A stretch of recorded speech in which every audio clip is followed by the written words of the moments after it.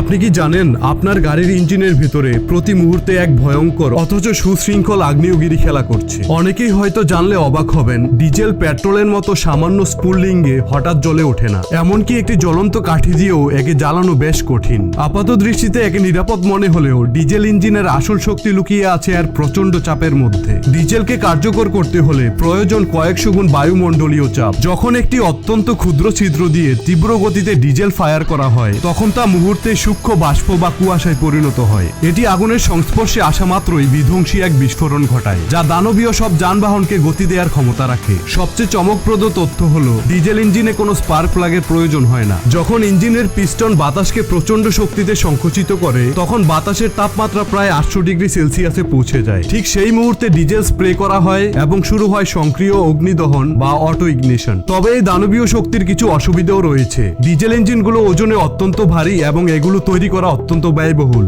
এর প্রচন্ড শব্দ আর যান্ত্রিক কম্পন অনেক সময় আমাদের অস্বস্তির কারণ হয়ে দাঁড়ায়।